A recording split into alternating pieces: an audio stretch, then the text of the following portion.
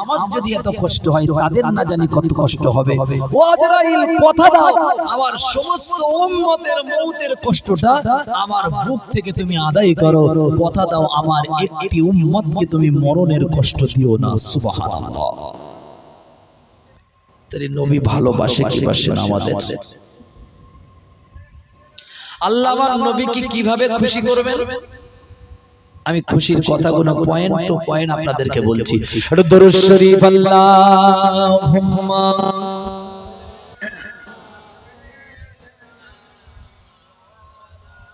একটু আওয়াজ দেন।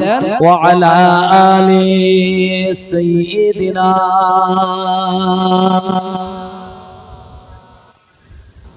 যার কদম চুমে ধন্য আরো সিদরাতে মুনতাহা মারহাবা মারহাবা বলো মারহাবা মারহাবা মারহাবা মারহাবা বলো মারহাবা মারহাবা।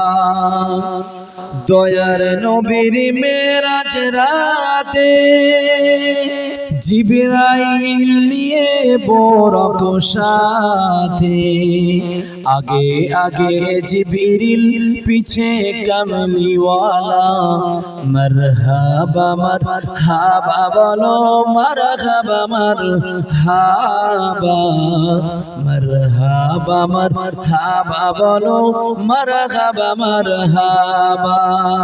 আল্লাহুম্মা সাল্লি আলা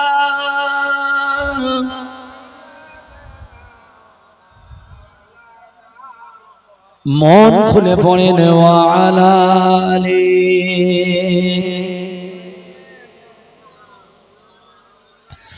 ও কিয়ামত আপনারা বুঝেন তো নাকি? একদিন কিয়ামত হয়ে যাবে, গোটা জমিনটা ফানা হয়ে যাবে, লয় হয়ে যাবে বাবা, সব কিন্তু ধ্বংস হয়ে যাবে। পাহাড় পর্বত বলতে কিছু থাকবে না, উঁচু নিচু বুঝে কিন্তু থাকবে না, দুনিয়ার কোনো সৃষ্টি জীব থাকবে না, চার মুকাররার ফেরেশতাও থাকবে না। আল্লাহ রাব্বুল আলামিন সব কিছুকে সমতল ভূমিতে পরিণত করবে বাবা। খুব ঠান্ডা মাথায় বোঝার চেষ্টা করো। আল্লাহ পাক রব্বুল আলামিন যেদিন কিয়ামত করে দেবে, কিয়ামত হয়ে যাওয়ার আবার কিছু বছর পর কিতাব এসেছে 40 বছর পর বাবা আল্লাহ রাব্বুল আলামিন আবার কিনা আমাদেরকে পুনরুজ্জীবন দান করে মহাশার ময়দান নামক জায়গাতে আল্লাহ আমাদেরকে দাঁড় করিয়ে আমাদের জিন্দেগির হিসাব, আমাদের জিন্দেগির সমূহ হিসাব নেবে বাবা। ও আল্লাহর বান্দা নবীর উম্মত খুব মনোযোগ সহকারে শুনুন, ময়দানে মহাশারে আল্লাহ পাক আমাদেরকে দাঁড় করাবেন। কিন্তু সর্বপ্রথমে আল্লাহ যাদেরকে সর্বপ্রথমে বানাবেন, সৃষ্টি করবেন, যাদের রূহ দেবেন, একজনের নাম হলো হযরতে ইসরাফিল আর একজনের নাম হলো হযরতে জিবরাইল। এই দুইজন ফেরেশতাকে আমার আল্লাহ জিন্দা বানাবেন বাবা।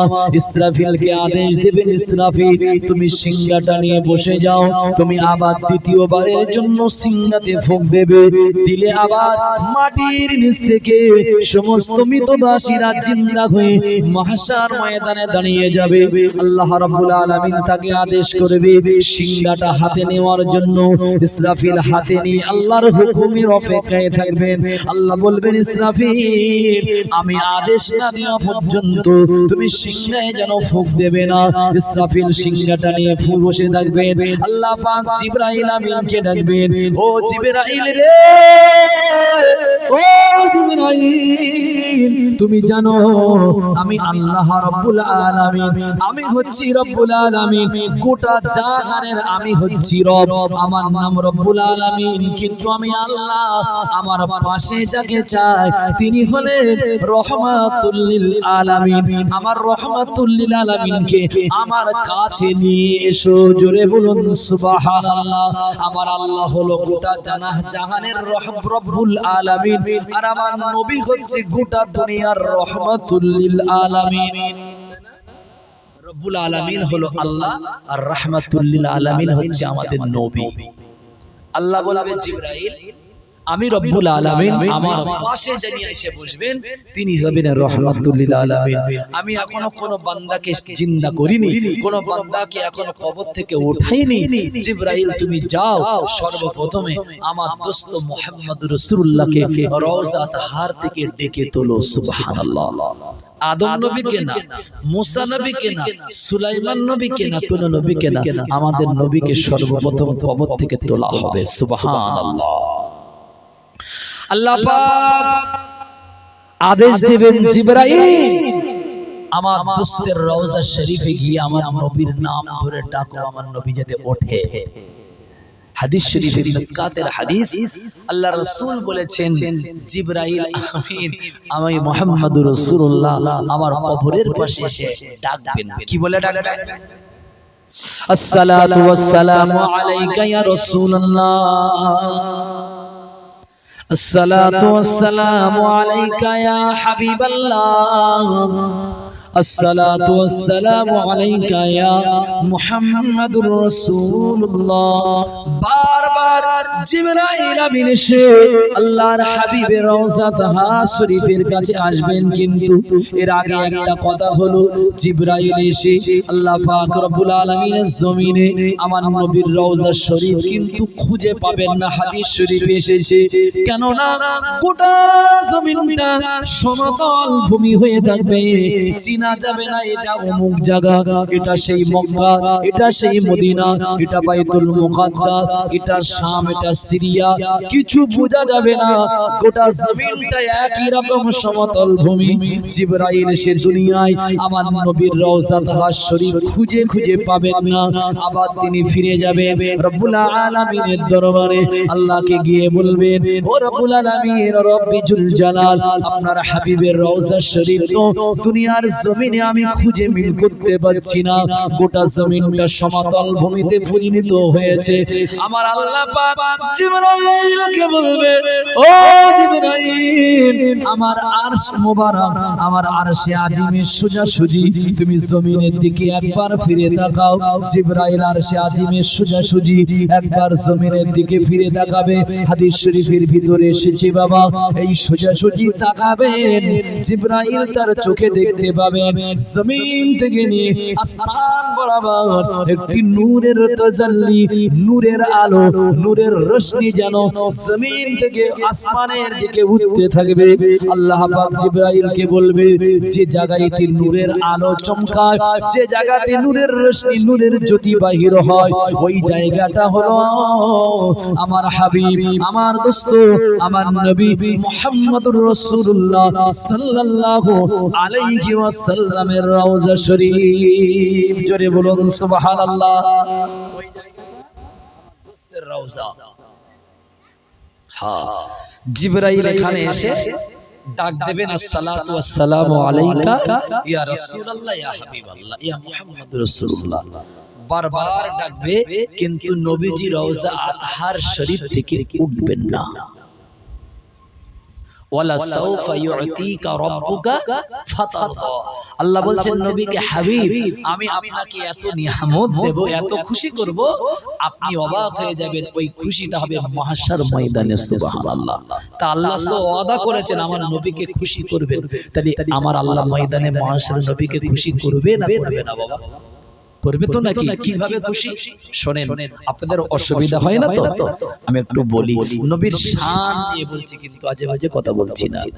নবী আমাদেরকে কত মহব্বত করেন, আর আমাদের উচিত নবীকে কতটা মহব্বত করা, এই বিষয় নিয়ে আমি বলছি আপনাদের। জিবরাইল বারবার ডাক দেবে, কিন্তু রাসূলুল্লাহ রওজা তাহার শরীফ থেকে উঠবেন না, উঠবেন না। জিবরাইল আবার ফিরে যাবে কার কাছে? আল্লাহ রাব্বুল আলামিনের দরবারে গিয়ে বলবে, রব্বি, ওগো আল্লাহ, আপনার দোস্ত হাবিবুল্লাহর রওজা ধারে গিয়ে আমি তো বারবার সালাম দিয়ে আপনার হাবিবকে ডাকছি, কিন্তু আপনার দোস্ত তো একবারও জবাব দেয় না এবং ওঠেও না। আপনি তো তাকে আনতে বললেন, কিন্তু উঠছে না। আমার আল্লাহ জিবরাইলকে বলবে, জিবরাইল তুমি যে ভাষায় আমার দোস্তকে ডাকছো, ওই ভাষায় সারা জীবন দাঁড়িয়ে ডাকলে আমার দোস্ত কিন্তু রওজা তাহার থেকে উঠবে না। জিবরাইল বললেন তাহলে আল্লাহ বলছে আমি বলছি যাও তুমি আমার দোস্তের রওজা ধারে গিয়ে বলবে আসসালাতু ওয়াসসালামু আলাইকা ইয়া শাফিউল মুজনামিন, ও সুপারিশকারী নবী, ও শাফাআতকারী নবী, এটা বলে রাখবে। শাফাআতকারী নবী বলতে তিনি উম্মতের দরদি, তিনি শাফাআত করবেন। কেন? আমার দোস্ত আমি জানি তার উম্মতকে সবথেকে বেশি ভালোবাসে, তার উম্মতকে সবথেকে বেশি ভালোবাসে। বাসে কি বাসে না বাবা? বাসে। জিবরাইল আমিন এসে আমার রাসূলুল্লাহ রওজা তাহারের সামনে দাঁড়িয়ে আমার আল্লাহর শিখানো ভাষা বলতে লাগবে, আসসালাতু ওয়াসসালামু আলাইকা ইয়া শাফিউল মুসলিমিন, ও আল্লাহ পাকের রাসূল, ও সুপারিশকারী নবী, ও শাফাআতকারী নবী। এই কথাটা যেই না ডাক দেবেন মামা, আল্লাহর নবী দিন দুনিয়ার বাদশা শাফাআতকারী নবী আমার, তার মনে পড়ে যাবে উম্মত উম্মতানির কথা। বাবা সত্যি তো আমার সুপারিশ করতে হবে। রাসূলুল্লাহ জিবরাইলের এই ডাকটা শুনে রাসূলুল্লাহ রওজা তাহারের মাটিটা ফাটল ধরবে। হাদিস শরীফে এসেছে দুই ভাগে ভাগ হয়ে যাবে। আল্লাহর নবী রওজা তাহার শরীফ থেকে হুজুর আমার জিসম মোবারক নিয়ে আল্লাহ রাব্বুল আলামিনের ফেরেশতা জিবরাইল আমিনের সামনে দাঁড়িয়ে যাবে। জোরে বলুন সুবহানাল্লাহ। কোন কথায়? শাফিউল মুজনামিন, ও সুপারিশকারী নবী। নবী যে উঠে সর্বপ্রথম জিজ্ঞাসা করবে, কি জিজ্ঞাসা করবে জিবরাইলকে? আমার উম্মত কোথায়? আমার উম্মত কোথায়? বিশ্বাস করুন। আচ্ছা আমাদেরকেও তো একদিন মাহশার ময়দানে দাঁড়াতে হবে, হবে কি? আপনারা দাঁড়াবেন না? দাঁড় হতেই হবে। মাহশার ময়দানে, যেটাকে আখিরাত বলা হয়, এই আখিরাত মাহশার এই মাঠে দাঁড়ানোটা যারা বিশ্বাস করে, অর্থাৎ পুনরুজ্জীবিত করে আল্লাহ আমাদের কাছ থেকে হিসাব নেবে, এই বিশ্বাসের নাম হচ্ছে ঈমান। বিশ্বাসের নাম কি বাবা? বিশ্বাসের নাম কি বলেন? ঈমান। আমানতু বিল্লাহি ওয়া মালাইকাতিহি ওয়া কুতুবিহি ওয়া রুসুলিহি ওয়াল ইয়াউমিল আখির। আখিরাতের উপরে বিশ্বাস আনাটা হচ্ছে ঈমান, যে আমাদের আখিরাত রয়েছে, আল্লাহর দরবারে হিসাব দিতে হবে। তা আমাদেরকে যেদিন মাহশার ময়দানে দাঁড় করানো হবে, সেদিন আমরা দাঁড়িয়ে সর্বপ্রথম কি বলবো? খুব ঠান্ডা মাথায় বুঝবেন। কেউ বলবে আল্লাহ আমার বউ কই, কেউ বলবে আল্লাহ আমার মেয়ে কই, কেউ বলবে আমার বাপ মা কই, কেউ বলবে আমার দাদা দাদি নানা নানি। সবার কথা দাঁড়িয়ে বলবে কি বলবে না? আমি তরিকুল যেদিন দাঁড়াবো, আমার যদি বলে আল্লাহ বলে যদি দাঁড় করায়, আমি প্রথমে উঠে বলবো আল্লাহ আমার গিন্নি কই। কেন? আমার গিন্নিকে আমি বড় ভালোবাসি। রাগ করেন না ভাই, এটা সত্য কথা। কিন্তু রাসূলুল্লাহ জিবরাইলের সামনে দাঁড়িয়ে কি বললেন? যে আয়েশা কই, ফাতেমা কই, খাদিজা কই, হাসান হোসাইন কই, আলী কই, এ কথা কি বলেছে বাবা? রাসূল কি বললেন? জিবরাইল আমার উম্মত উম্মতারি কই। কত বড় কথা বলেন দিনী বাবু। যে নবী আমাদেরকে এতটা স্মরণ করেন, আমরা ওই নবীকে ভুললে চলবে বাবা? কখনোই চলবে না। আমি তো বলি সব ভুলে যাওয়া লাগবে, কিন্তু রাসূলকে ভুললে চলবে না। সব ভুলে গেলে চলবে, কিন্তু রাসূলকে ভুললে চলবে না। রাসূল হচ্ছে আমার আখিরাতে, আমার মিজানে, আমার হাসরে, আমার কবরে তিনি আমার হচ্ছে শাফাআতকারী। কি কথা ঠিক না বলবো? মাহশার ময়দানে বাপ মা নিজের সন্তানকে চিনবে না, আপনারা ওয়াজে শুনেছেন, কিন্তু সবাই ভুলে গেলে কিন্তু রাসূল আমাদেরকে ভুলবে না। সুবহানাল্লাহ বলুন, সুবহানাল্লাহ। চিল্লে বলো সুবহানাল্লাহ। তাহলে ওই নবীর জন্য আপনার কি করতে হবে একবার ভেবে দেখেন। হ্যাঁ ভাইরা, বাবা জিরা, নওজওয়ান তরুণেরা, আল্লাহ পাক রব্বুল আলামিন তারপরে রওজা শরীফ থেকে আমার নবীকে উঠাবেন। আমার নবী খালি গায়, আমার নবী খালি পায়, আমার রাসূলুল্লাহ খালি মাথায়, শুধু পরনে একটা কাপড় থাকবে, সম্মানীয় পোশাক। বাবা, এটা নবীদের শান। সব নবীদেরকে আল্লাহ মাহশার ময়দানে আমাদেরকে উলঙ্গ অবস্থায় তুলবেন, কিন্তু নবীদের আল্লাহ সম্মানিত পোশাক পরিহিত অবস্থায় তুলবেন। আমার নবীর সম্মানিত পোশাক পরানো হবে, কিন্তু নবীর গায়ে জামা থাকবে না, মাথায় টুপি থাকবে না, পায়ে জুতা থাকবে না। আমার রাসূলুল্লাহ রওজা শরীফ থেকে উঠে উম্মতের জন্য কাঁদবেন আর দৌড়াতে থাকবেন আর বলতে থাকবেন, উম্মতি উম্মতি, আল্লাহ আমার উম্মত কোথায়, আল্লাহ আমার উম্মত কোথায়, আমার উম্মত কোথায়। ভুল আমাকে বুঝবেন না।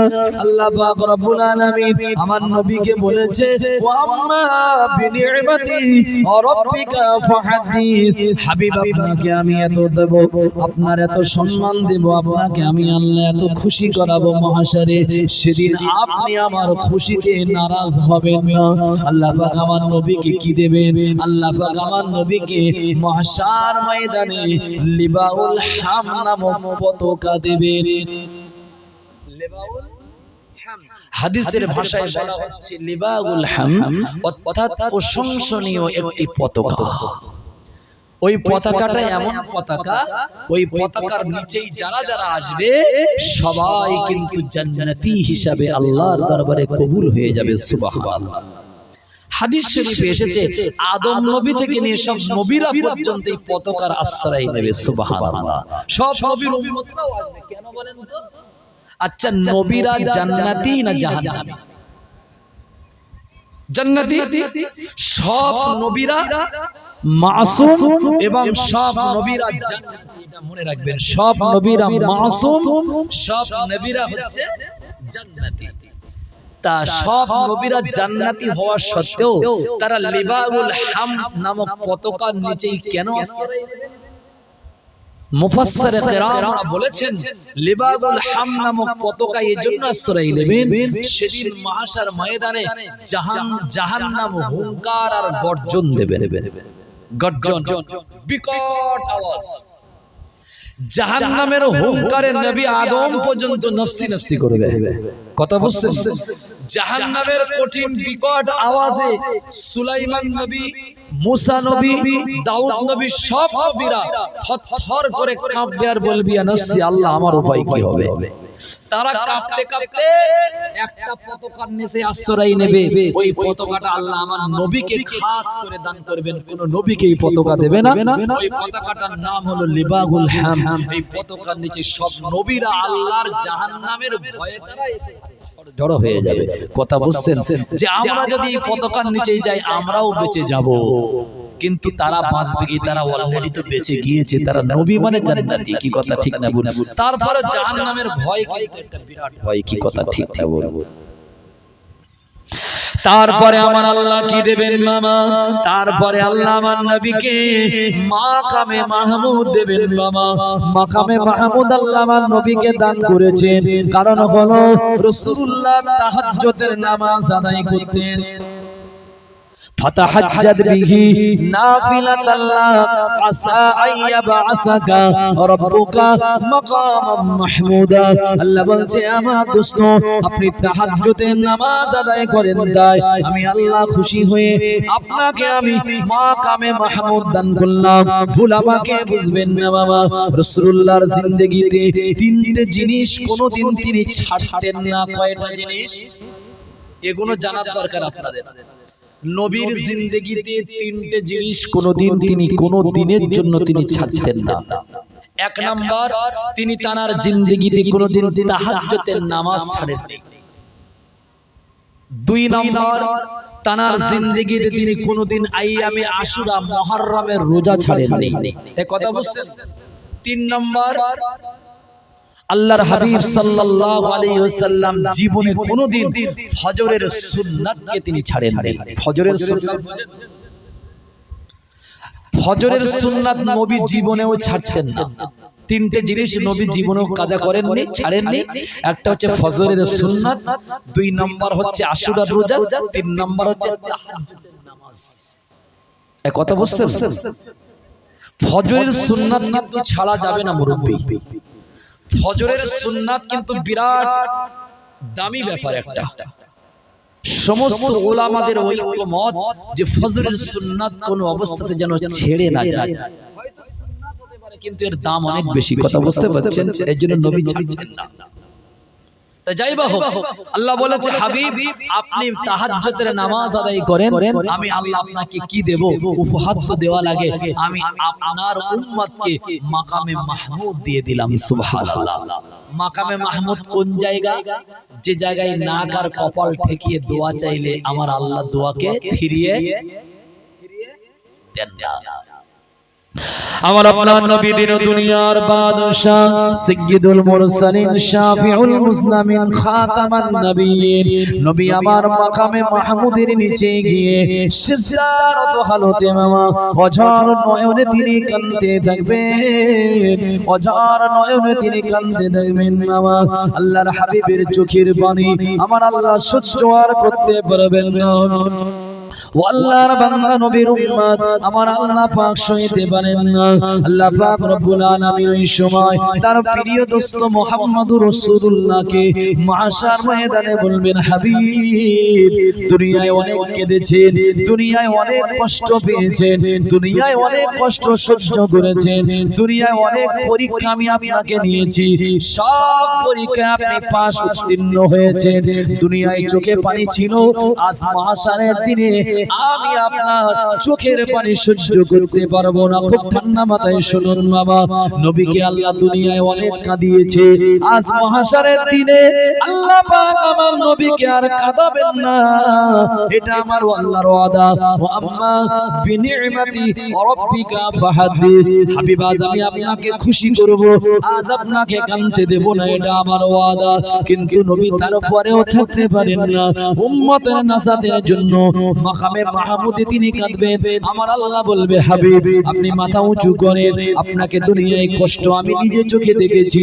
দুনিয়ার কষ্ট মানে আল্লাহর হাবিব মুহাম্মদুর রাসূলুল্লাহ সাল্লাল্লাহু আলাইহি ওয়াসাল্লামকে যেদিন আল্লাহ পাকের আদেশে নবী আমার তায়েফের মাটিতে ভূমিতে গিয়েছিল, তায়েফবাসীরা আমার নবীকে পাথর ছুঁড়ে ছুঁড়ে মেরেছিল না, মারেনি বাবা।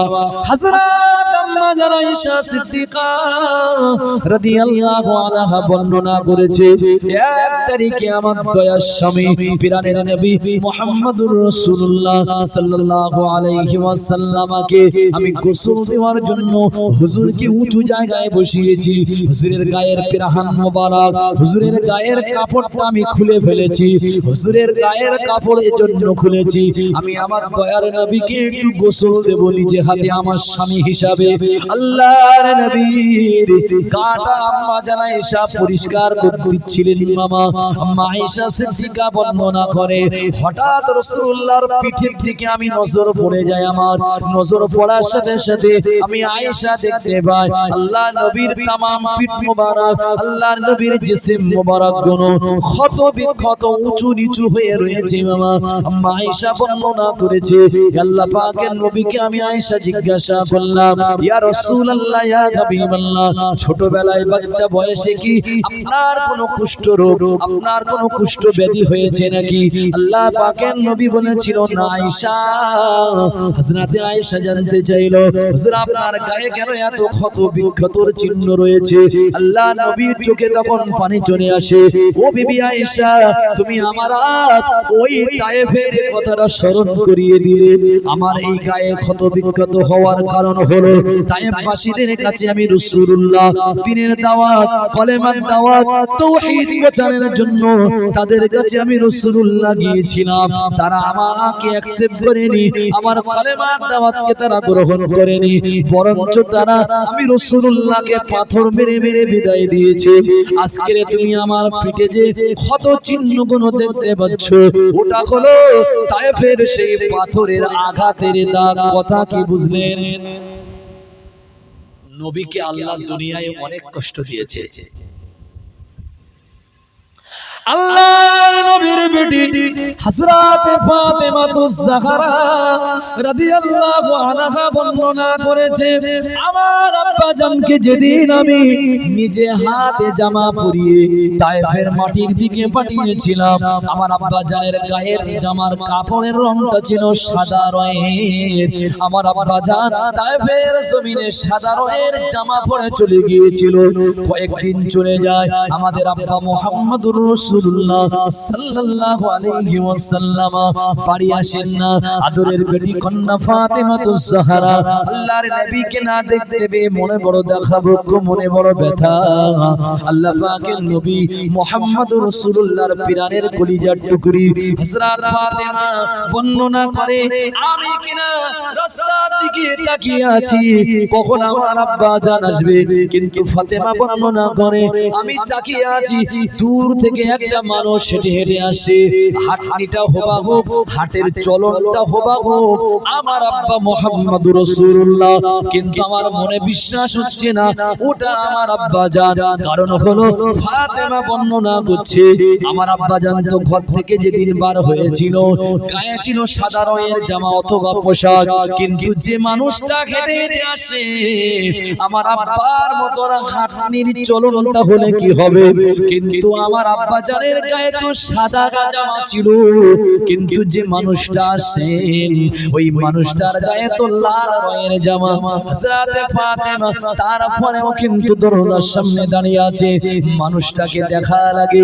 যত কাছাকাছি আসলো হযরত ফাতেমা দৌড়ে গিয়ে আব্বাকে চিনতে পারলো, আব্বা জানকে জড়িয়ে ধরে বলল, আব্বা জান, ও আব্বা জান, আপনার চেহারা এমন কেন?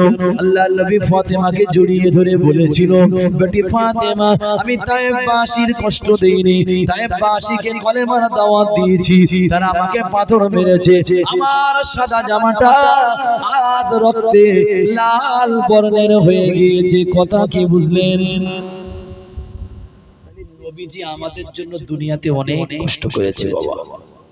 হ্যাঁ, তিনি অনেক করেছে, কিন্তু এই উম্মতরা তাকে কষ্ট দিয়েছে, তারপরেও কিন্তু নবীজি আমাদের ভোলেন না। আমার আল্লাহ মাকামে মাহমুদে ওই সময় আমাদের নবী আমাদের রাসূলকে ডাক দিয়ে বলবে, আল্লাহ, ও আমার দোস্ত রে, আমার হাবিব, আজ আপনি কাঁদবেন না। দুনিয়ায় তায়েফে কেঁদেছেন, দুনিয়ায় উহুদে কেঁদেছেন, কাফেরদের অত্যাচারে আপনি কেঁদেছেন, আজ আপনি আর কাঁদবেন না। দুনিয়ায় আমি আপনাকে কষ্ট দিয়েছি, ও আম্মা বিনি'মাতি রাব্বিকা ফাহাদ্দিস, আজ আমি আপনাকে খুশি করব, আপনি আজ কাঁদবেন না। আমার নবী আল্লাহকে বলবে, আল্লাহ, আমি আজ মাকামে মাহমুদে মাথা তুলতে রাজি আছি, কিন্তু আপনি ওয়াদা করেন আমার যত গুনাহগার উম্মাতানি রয়েছে, সমস্ত গুনাহগার উম্মাতানিকে আপনি ক্ষমা করে দেবেন যদি আপনি এই ঘোষণাটা আমাকে শোনান। আমি রাসূলুল্লাহ আজ কিনা মাকামে মাহমুদ থেকে মাথাটা তুলব। জোরে বলুন, একটু আওয়াজ দিয়ে বলো সুবহানাল্লাহ, একটু মন খুলে বলুন সুবহানাল্লাহ। তাহলে নবীর শাফাআতের প্রয়োজন আছে বলে মনে হয়। নবীর শাফাআত যদি পেতে চান বেশি বেশি নবীকে মহব্বত করে নেন। কে ভালোবাসলো না বাসলো ও আপনার দেখে কোনো লাভ হবে না। আপনি রাসূলকে জীবনের থেকে বেশি মহব্বত করবেন, এটাই হচ্ছে আমার কথা। আমার নবীকে যদি জীবনের থেকে আপনি বেশি মহব্বত করতে পারেন, আল্লাহর কসম করে বলছি জাহান্নামকে আল্লাহ আপনার জন্য হারাম করে আমার নবীর সাথে আপনাকে জান্নাতি বানাবে। সুবহানাল্লাহ। আমি তো মনে করি জান্নাত উম্মতে মুহাম্মাদের জন্য সোজা ব্যাপার। আমি ঈসা মুসা নবীর উম্মত হলে বলতাম না, উম্মতে মুহাম্মাদি বলে আমি বলতে বাধ্য হচ্ছি জান্নাত আমাদের জন্য সোজা ব্যাপার। যদি আমরা দুনিয়াতে দুজনকে খুশি করতে পারি, এক আল্লাহ এবং তার প্রিয় রাসূলকে। কি কথা ঠিক না বলো বাবা? আপনি দুইজনকে খুশি করেন, জান্নাত আপনার জন্য খুশির স্থান, খুশির জায়গা হয়ে যাবে, এতে কোনো সন্দেহ নাই। দরুদ শরীফ আল্লাহুম্মা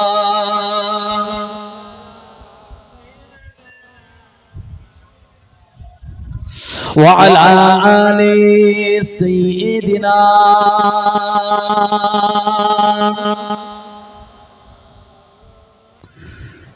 ধন্য হয়েছি মোরা ধন্য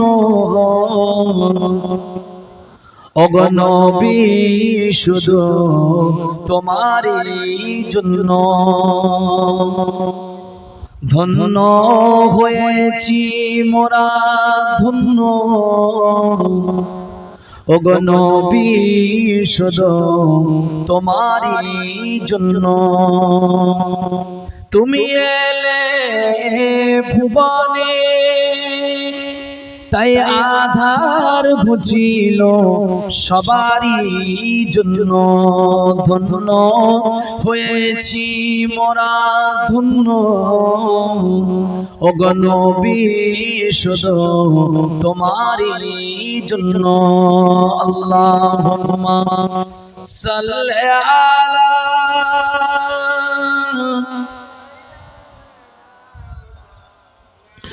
وعلى آل سيدنا আল্লাহর বান্দা নবীর উম্মত, যে নবীর কথা এতক্ষণ আমি আপনাদেরকে শোনালাম, সেই নবীর শান, সেই নবীর মর্যাদা, সেই নবীর মর্যাদা বেশি না কম? জোরে বলুন, বেশি না কম? কত বেশি? আল্লাহর আসমানের নিচে জমিনের উপরে আমার নবীর মতন সম্মান আল্লাহ কাউকে দেননি, আর কিয়ামতের আগে কাউকে না কাউকে আল্লাহ দেবেন, তাই না? দেবেন না। যার শান, যার মান, যার মর্যাদা এত বেশি, এত বেশি, বিশ্বাস করো ভাই, গোটা দুনিয়া আসমান সব শেষ হয়ে যেতে পারে, কিন্তু আমার নবীর শান মানকে বর্ণনা করে শেষ করা যাবে না। আমাদের কোন এক মিনিস্টার বলে ফেলছে গীতা শেষ হবে, কোরআন শেষ হবে, বাইবেল শেষ হবে, কিন্তু আমার কথা শেষ হবে না। মৃত্যু কি কথা ঠিক না? আমি তরিকুল, আমার জিন্দেগির একদিন সমাপ্তি ঘটবে, আপনার জিন্দেগির একদিন সমাপ্তি ঘটবে, ঘটবে কি ঘটবে না? কিন্তু মুহাম্মদুর রাসূলুল্লাহর জিন্দেগির কোনো সমাপ্তি ঘটবে না। কারণ কারণ কারণ আল্লাহ আমার নবীকে সর্বপ্রথমে সৃষ্টি করেছেন, কারো সন্দেহ আছে? হাদিস শরীফে রাসূলুল্লাহ বলেছেন, কুনতু নাবিয়ান আদামা বাইনাল মাই ওয়াত তির। আদম আলাইহিস সালাতু ওয়াস সালামের তৈরি পানি এবং মাটি যখন একত্রিত করা হয়নি, তার আগে আল্লাহ রাব্বুল আলামিন আমার নূর মুবারককে আল্লাহ সৃষ্টি করেছেন। সুবহানাল্লাহ। এইজন্য নবীকে আবার নূর, নূরে মুজাসসাম বলা হয়। গোটা জিসমটাই কিন্তু রাসূলুল্লাহর নূর ছিল। বলুন সুবহানাল্লাহ। আপনাদের বিশ্বাস হয় আমার নবীজি যে নূর, নূরে মুজাসসাম, এটা আপনারা বিশ্বাস করেন? হযরতে রাসূলুল্লাহর পিরানে সাহাবী, জলিলুল কদর সাহাবী হযরত জাফর রাদিয়াল্লাহু তাআলা আনহু থেকে একটি হাদিস আমরা পড়েছি। হযরতে জাফর বর্ণনা করেছেন, একদিন আমি রাসূলুল্লাহ সাল্লামকে আমি গভীর রজনীতে দেখেছি। গভীর রাতে আমি জাফর রাসূলুল্লাহর চেহারা শরীফকে দেখেছি। নবীজির মাথা থেকে পা পর্যন্ত কোন জিনিসের নাম যখন করবেন, জবানে বলবেন, অন্তত মুবারক অথবা শরীফ এই কথাটা উচ্চারণ করবেন। কথা বুঝতে পারছেন? কেন? নবীর প্রত্যেকটা জিসম হচ্ছে মুবারক, পবিত্র, ঠিক না? বলুন, নবীর পেশাব কি নাপাক, মুবারক। কি বললাম? পবিত্র, মুবারক। রাসূলুল্লাহর রক্ত, আমাদের রক্ত তো হারাম, রক্ত খাওয়া যাবে? পেশাব পান করা যাবে? হারাম, করা যাবে না। কিন্তু নবীজির রক্ত কোন এক সাহাবী উহুদের ময়দানে পান করেছে, মাটিতে পড়তে দেয়নি। নবী বলছে, আজ মুহাম্মদ রাসূলুল্লাহর রক্ত তুই পান করার কারণে আমি বলছি, যার জিসমে মুহাম্মদ রাসূলুল্লাহর রক্ত একবার জায়গা করে নিয়েছে, জাহান্নামের আগুন তার জন্য আল্লাহ হারাম করে দিয়েছে। সুবহানাল্লাহ। এই কথা বুঝছেন? জাহান্নামের আগুন তার জন্য হারাম। আয় আল্লাহ পাকের বান্দা হযরত জাবের বর্ণনা করে, আল্লাহ নবীকে আমি এক রাত্রিরে আমি নিজে চোখে দেখেছি। হযরত জাবের বর্ণনা করে, রাসূলুল্লাহকে আমি দেখে অবাক হয়ে গিয়েছিলাম। আমি জাবের বর্ণনা করছি, আল্লাহর নবী মুহাম্মদুর রাসূলুল্লাহ সাল্লাল্লাহু আলাইহি ওয়াসাল্লাম যখন গভীর রজনীতে রাস্তার উপর দিয়ে হেঁটে হেঁটে যায়, আমি জাফর একদিন আল্লাহ পাক রব্বুল আলামিন আমি জাবের আল্লাহর নবীর চেহারা মোবারকের দিকে তাকাচ্ছিলাম, আর একবার ফিরে ফিরে আসমানের পূর্ণিমার চাঁদের দিকে তাকাচ্ছিলাম। আমি জাবের আমি বাধ্য হয়ে আসমানের পূর্ণিমার চাঁদকে বলতে লেগেছি, ওরে আসমানের পূর্ণিমার চাঁদ, তোর গায়ে তো কালো কালো কালো কালো দাগ দেখতে পাওয়া যায়। চাঁদ একবার তুই আমার জিসমে রাসূল হাবিবুল্লাহর জিসম মোবারকের দিকে ফিরে তাকা। জাবের বর্ণনা করে, আমি আসমানের চাঁদকে যেন বলে ফেললাম, ওরে চাঁদ তুই আমার রাসূলুল্লাহর চেহারা মোবারকের দিকে একবার তাকিয়ে দেখ। হযরত জাবের বলে, আমি অবাক হয়ে যাই, আসমানের চাঁদের গায়ে কালো দাগ আছে, কিন্তু আমাদের জানেন নবী মুহাম্মদুর রাসূলুল্লাহ সাল্লাল্লাহু আলাইহি ওয়াসাল্লাম আমার নূরের নবীর গায়ে কোনো দাগ দেখতে পাওয়া যায় না। চাঁদের আলো থেকে আমার হুজুরের চেহারার জ্যোতি যেন আরো অনেক উজ্জ্বল উজ্জ্বল লাগছে। জোরে বলুন সুবহানাল্লাহ। আল্লাহর নবীর আম্মা হযরত আমিনা রাদিয়াল্লাহু আনহা বর্ণনা করেছেন, আমার বেটা মুহাম্মদুর রাসূলুল্লাহ সাল্লাল্লাহু আলাইহি ওয়াসাল্লাম সম্পর্কে আমি আমিনা যতটা জানি তা তোমরা জানো না। আমার বেটা মুহাম্মদুর রাসূলুল্লাহ যেদিন কিনা রাত্রিরে আমার পুরে ঘরে জন্মগ্রহণ ভূমিষ্ঠ হয়, আসমান থেকে আমি অবাক হয়ে যাই, নূরের রশ্মি নূরের আলো যেন আমার ঘরে আমার আল্লাহ দান করেছে, যাতে আমার ঘরটা নূরের আলো নূরের জ্যোতিতে পরিপূর্ণ হয়। আমার বেটা মুহাম্মদুর রাসূলুল্লাহ যখন দুনিয়ার জমিনে ভূমিষ্ঠ হয়েছে, আমার বেটা মুহাম্মদুর রাসূলুল্লাহর জিসম দিয়ে এমন নূর চমকাতে আমি আমিনা দেখেছি। আল্লাহর হাবিব মুহাম্মদুর রাসূলুল্লাহর জনম দুঃখিনী মা বর্ণনা করছে, আমি জানো কিনা এত আলো এত নূরের জ্যোতি নূরের রশ্মি দেখতে পাচ্ছি, শাম আর সিরিয়ার বড় বড় অট্টালিকাগুলো আমি আমার নজর দিয়ে দেখতে পাচ্ছি। আমার ছেলে আমার বেটা মুহাম্মাদের নূরের আলোতে নূরের জ্যোতিটা কত দূর শাম আর সিরিয়া, এই শাম সিরিয়ার বড় বড় অট্টালিকাগুলো আমার বেটা মুহাম্মদুর রাসূলুল্লাহর জিসম মোবারকের নূরের আলোতে আলোকিত হয়ে গিয়েছে। জোরে বলো, একটু আওয়াজ দিয়ে বলো সুবহানাল্লাহ। আমাদের আম্মা জান আয়েশা হুমায়রাকে জিজ্ঞাসা করি, আমার রাসূলুল্লাহ সম্পর্কে আম্মা জান আয়েশা বর্ণনা করেছে, আমার প্রিয় নবী আমার প্রিয় স্বামী মুহাম্মদুর রাসূলুল্লাহ সাল্লাল্লাহু আলাইহি ওয়াসাল্লামকে আমি কাছ থেকে দেখেছি। আমি আয়েশা আমি গরীব ছিলাম, গরীব হওয়ার কারণে আমার ঘরে এমন কোনো তেল ছিল না যে আমার ঘরে আলো প্রদীপ জ্বালাবো, কিন্তু আমি ওই ভয় পেতাম না। সারাদিন কাজে ব্যস্ত থাকার কারণে কিছু কিছু কাজ আমার বাকি থাকতো, আমার জোড়া জীর্ণ জামা আজকে সেলাই করার জন্য আমি রেখে দিতাম। আমি অবাক হয়ে যাই, মুহাম্মদুর রাসূলুল্লাহ সাল্লাল্লাহু আলাইহি ওয়াসাল্লাম যখন আমার অন্ধকার ঘরে পদার্পণ করতেন, আমার অন্ধকার ঘরে চলে আসতো। আমি আয়েশা সিদ্দিকা বর্ণনা করি, মুহাম্মদুর রাসূলুল্লাহ জিসম মোবারকের আলোতে আমি আয়েশা আমার শুয়ের ভিতরে সুজ দেয়া অসুবিধা হতো না। জিসমে রাসূল মুহাম্মদুর রাসূলুল্লাহ চেহারার জ্যোতিতে জোরে বলুন সুবহানাল্লাহ। নবীকে আল্লাহ এত বড় শান মর্তবা মর্যাদা ওয়ালা নবী করে দুনিয়ায় পাঠিয়েছেন। যাইবা হোক, আমি বিদায় নেব। আমার ভাই হযরত মাওলানা শাহনাজ ভাই তিনি এসেছেন, তার মূল্যবান কণ্ঠ, তার সুন্দর কণ্ঠ দিয়ে মূল্যবান নসিহত আপনাদেরকে শোনাবেন। আমি ভাঙা গলায় কিছু কথা আপনাদেরকে বলেছি, যতটুকু বলেছি, যতটুকু আপনারা শুনেছেন, আপনাদের জিন্দেগিতে এই শোনাগুলো কাজে লাগানোর চেষ্টা করবেন তো ইনশাআল্লাহ। নবীজির সুন্নাতকে আমরা মজবুত করে ধরব, বলুন ইনশাআল্লাহ। আল্লাহ আমাদের সবাইকে তৌফিক দেন। বিদায় নিচ্ছি। ওমা আলাইনা ইল্লাল বালাগ। প্রাণ খুলে উচ্চ আওয়াজে দুরূদ শরীফ পড়েন, আল্লাহুম্মা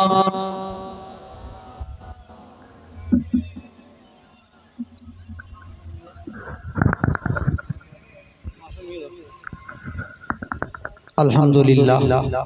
দীর্ঘক্ষণ সময় ধরে আমার বন্ধুবর জনাব আলহাজ হাফিজ তরিকুল ভাই আপনাদের সম্মুখে মূল্যবান বক্তৃতা রাখলেন, আমরা শ্রবণ করেছি। আমাদের মধ্যে উপস্থিত হয়েছেন বাংলার বিখ্যাত ওয়াইজিন জনাব আলহাজ হযরত মাওলানা মোহাম্মদ শাহানওয়াজ মন্ডল ফাতেহি। আলহামদুলিল্লাহ, আমরা আমাদের কমিটির তরফ থেকে আন্তরিক মোবারকবাদ জানাচ্ছি। ভাইকে ব্যাস করিয়ে সম্মাননা জ্ঞাপন করবেন আমাদের কমিটির ক্যাশিয়ার সাহেব জনাব রমজান শেখ সাহেব। সকলে একটু তাকবীর দেন, নারে তাকবীর।